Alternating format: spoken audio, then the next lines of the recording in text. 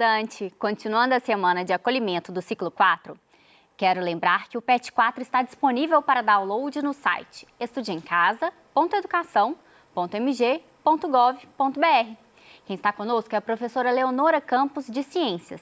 E nessa aula nós vamos retomar o tema Propriedades da Matéria, que foi necessário para que os alunos pudessem resolver os exercícios do PET 3. Não é isso, professora? Isso mesmo, Bruna. Aluno do 6º ano, sou a professora Leonora, estou com você para mais uma aula de ciências e hoje é uma aula diferente, porque hoje nós vamos retomar as aulas anteriores e vamos estar aí resolvendo algumas questões do PET 3, porque na próxima semana iniciaremos o PET 4. Então, o assunto de hoje que nós vamos tratar é a propriedade da matéria.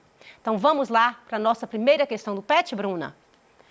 Semana 1, nós trabalhamos sobre os conhecimentos científicos e o senso comum, a importância da ciência no dia a dia. Leia aí a primeira questão aí para nós, Bruna, fazendo um favor. Claro, vamos lá. Como você acredita que ocorre a produção de conhecimento científico? Bom, falamos aqui sobre o conhecimento científico, que todos os fatos, as informações que surgem e que são comprovados cientificamente, através do método científico, ocorre aí a produção do conhecimento científico. Então, para se produzir o conhecimento científico, devemos objetivar a observação, a produção de hipóteses, modelos e teorias, o que pode ser alcançado através da coleta de dados e informações sobre um determinado assunto, problema. Então, a observação ela é fundamental aí para o conhecimento científico. Não só a observação, mas o levantamento de hipótese, a experimentação, a comprovação para verificar se você só fala que um conhecimento é científico, se ele teve aí uma comprovação científica, se comprovou aí a sua veracidade dos fatos ou das informações. Vamos aí para a questão 2, Bruna. O que é saber popular? Dê alguns exemplos que você conhece. Bom, saber popular, senso comum, é tudo aquilo que o nome mesmo já diz, né?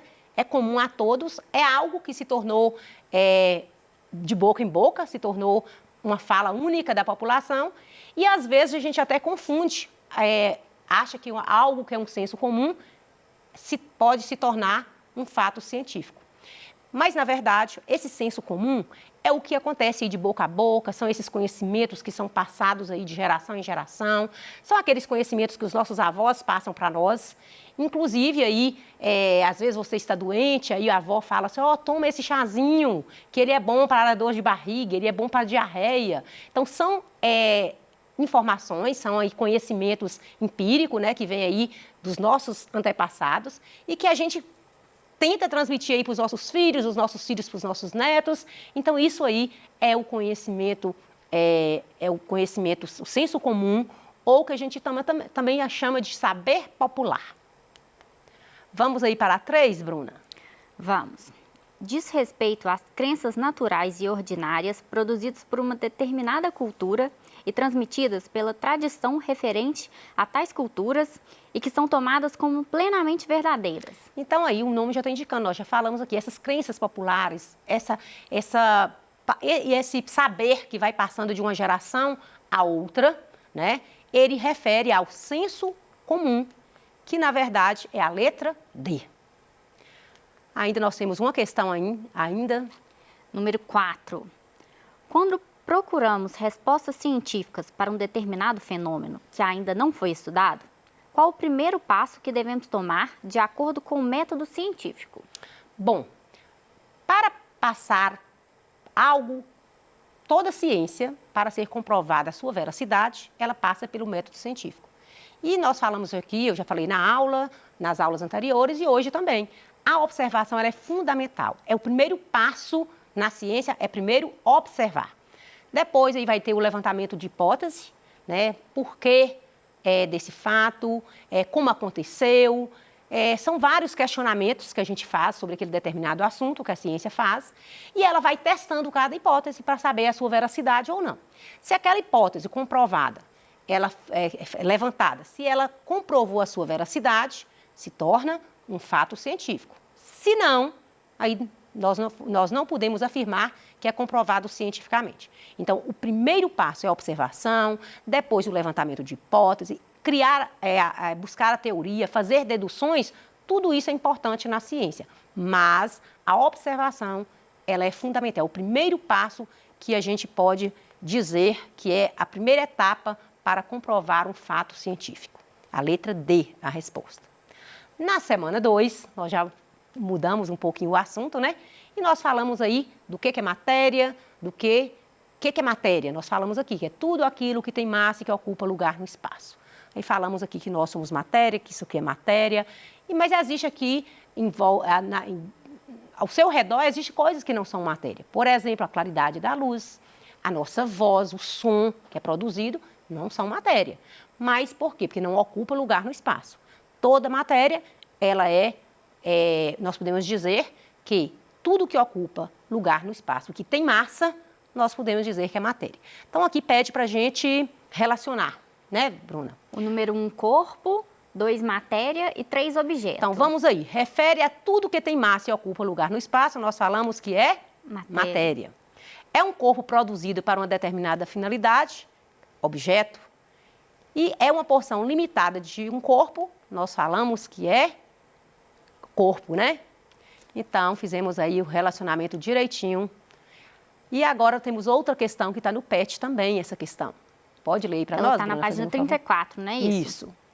Considere a densidade da água a 25 graus Celsius igual a 1 grama por centímetro cúbico.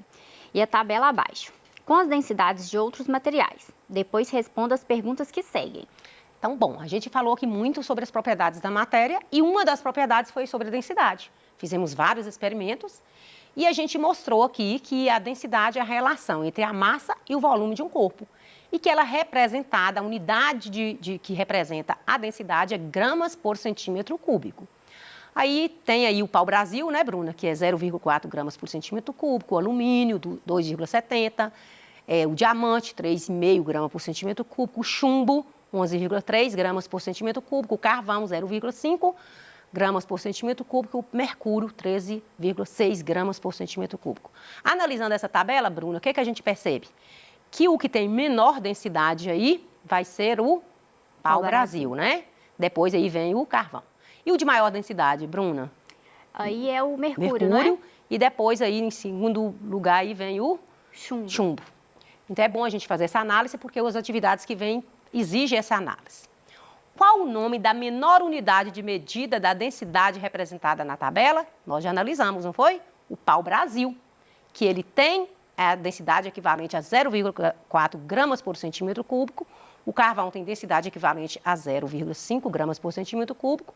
Com certeza, se eles forem adicionados aí à água, com certeza eles vão flutuar, né, na água líquida e pura, na temperatura ambiente. Se colocar esses produtos aí, essas substâncias, elas vão flutuar. Porque nós aprendemos que os objetos mais densos afundam e o menos denso flutua. Então, a gente fez aqui muitos experimentos sobre isso aqui. Pode ler para nós, Bruna, por favor? Claro. Letra B. Quando há 1 quilograma de cada um desses materiais, qual terá maior volume? Por quê? Bom, a gente até comentou, né, no Tira Dúvida, que algum aluno fez uma pergunta lá sobre essa mesma questão. Aí ele colocou lá, acho que o algodão e o chumbo, não foi? E aí a gente falou o seguinte, né? E a mesma questão disso aqui, do PET, que a quantidade de massa é a mesma, é 1 quilo, né? Porém, o volume altera. Quanto menos denso for o material, mais volume ele vai ter para até chegar em 1 quilo. Então, o pau-brasil, por exemplo, e o carvão, é porque eles são menos densos. Então, com certeza, eles vão ter uma quantidade de volume bem maior. Vamos para a letra C, Bruna. Qual material é o mais denso e o menos denso? Justifique sua resposta. Então, já falamos na nossa análise da tabela, né? Nós falamos aqui que o mais denso é o mercúrio, porque ele tem 13,6 gramas por centímetro cúbico, porque ele tem, na verdade, maior massa, né? E o menos denso é o pau-brasil, com 0,4 gramas por centímetro cúbico, porque ele tem massa menor. Agora, semana 3, nós trabalhamos aqui também, né, sobre uma das fatores que a gente abordou muito na semana 3 foi aí os estados físicos da matéria, a mudança de estado físico. Foi muito legal aí essa aula e a gente retoma sempre as propriedades gerais e as específicas da matéria. Então, na semana 3, nós temos aí a questão 1 do PET, que está na página 37. Leia para nós, fazendo um favor, Bruna. Um material pode apresentar diferentes propriedades dependendo do estado físico em que se encontra. Determine qual estado físico, sólido, líquido ou gasoso, está relacionado às situações descritas a seguir para estes materiais: ar, parafina e faixa elástica. Bom, nós colocamos aí 3 materiais e a gente vai discutir aí o estado físico deles e quando é que eles podem, às vezes, ou não mudar o estado físico, né? E, inclusive, na nossa aula, a gente fez aí o ar sendo comprimido dentro de uma seringa tampada, quando o embolo é empurrado para dentro. Aí, pergunta aí, será qual o estado físico que está esse ar? Então, quando o ar, eu trouxe uma seringa, a gente mostrou o ar dentro da seringa e eu apertei o embolo, né, empurrei, apliquei uma força, e aí o que acontece? A quantidade de ar diminui, mas o estado físico dele muda? Não. Então, o ar que está presente nessa sala é o estado gasoso, mas se eu pegar, soprar um balão de aniversário e encher ele de ar, o ar também está no estado gasoso, não importa o volume que ele se encontra. Então, está no estado gasoso, o ar atmosférico também está no estado gasoso. Vamos ver a letra B, Bruna. Parafina derretida sendo despejada em uma forma para fazer vela. Legal, né? Parafina derretendo. Parafina está no estado sólido. Ela vai passar para o estado líquido. Então, a partir de uma temperatura, não é isso? Então, ela começa a derreter. Então, nesse caso, eu estou percebendo que está tendo uma mudança de estado físico do sólido para o líquido, que nós chamamos de fusão.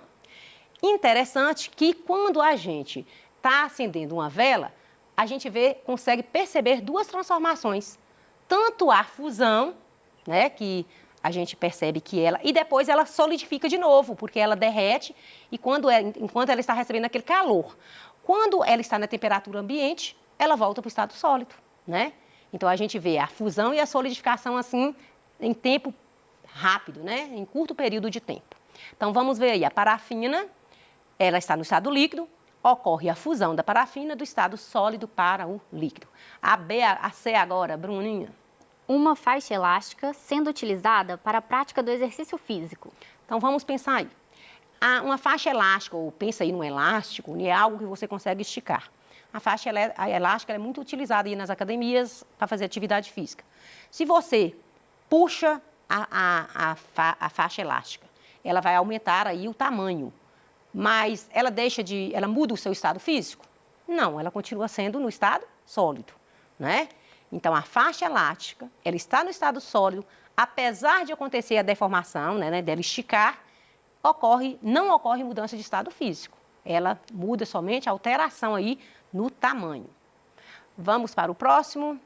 Número 2. Relacione o termo utilizado para descrever as mudanças dos estados físicos. Está na página 37 do PET.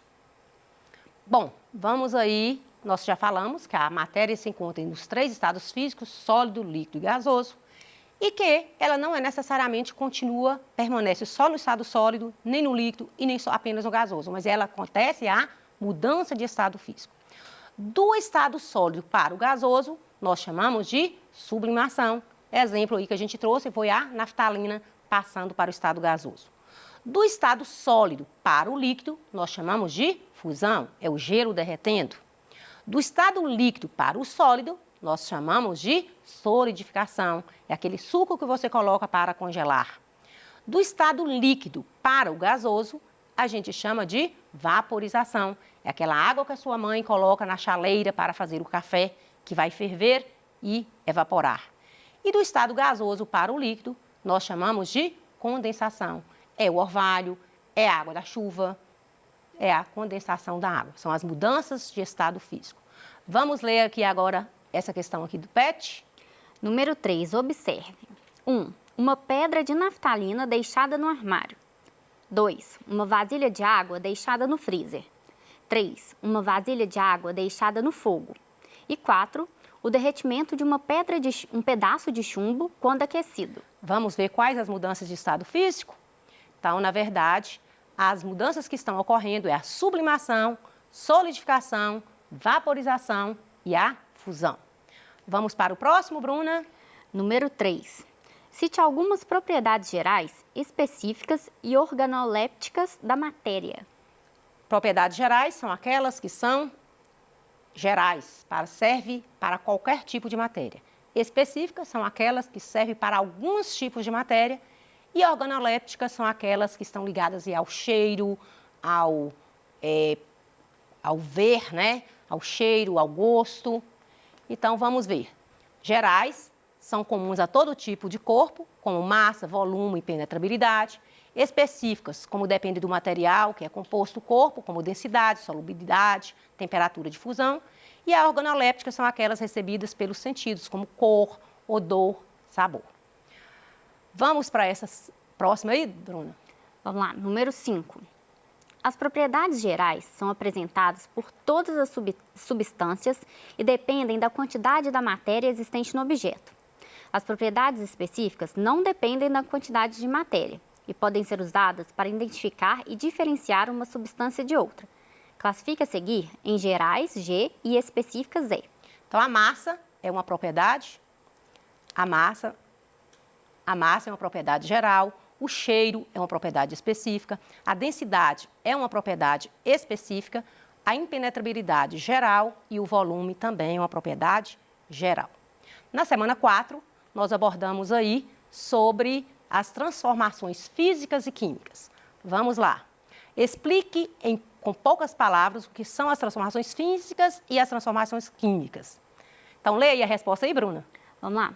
Transformação química. Novas substâncias são formadas, alterando as características da substância. Por exemplo, queima de papel, azedar de um leite, a fotossíntese e a transformação física. Altera a forma do material, mas sua composição é a mesma. Por exemplo, a água congelada, amassar um papel, o vidro trincado. Fizemos aqui vários experimentos, né, mostrando isso aqui.